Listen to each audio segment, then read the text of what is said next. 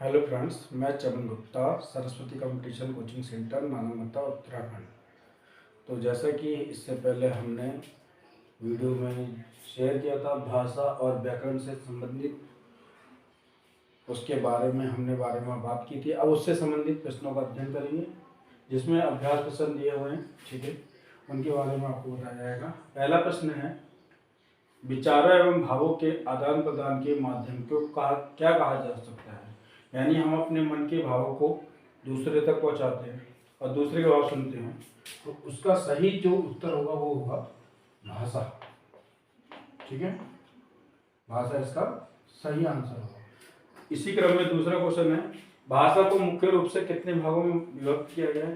देखिए, भाषा को आप जानते हैं, भाषा को मुख्य रूप से दो भागों में विभक्त किया गया है, जिससे हम कहते हैं मौखिक भाषा और लिखित भाषा। ठीक है, निम्न में से भाषा का अन्य रूप कौन सा है।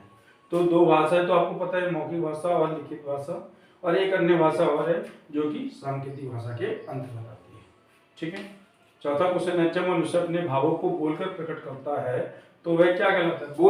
बोलकर यानी मौखिक भाषा।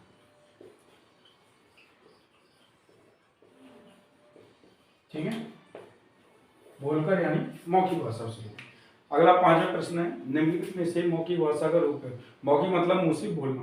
देखिए, भाषण देना तो मुंह से बोलकर, रेडियो सुनना तो वह बोलेगा तभी हम सुन सकते हैं, बात भी बात करना।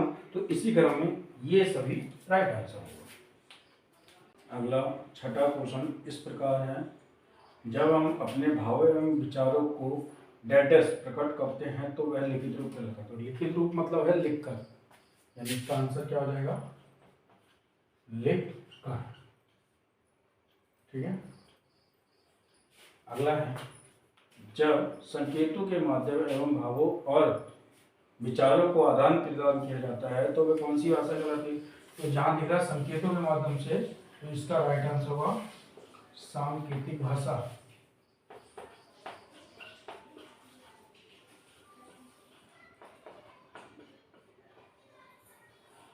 अगला है, ध्वनियों को लिखित रूप प्रदान करने में किसका प्रयोग किया जाता है। तो इसका राइट आंसर है लिपि। जो हम बोलते हो लिखकर प्रकट करना, यानी लिखने का ढंग लिपि कहलाता है।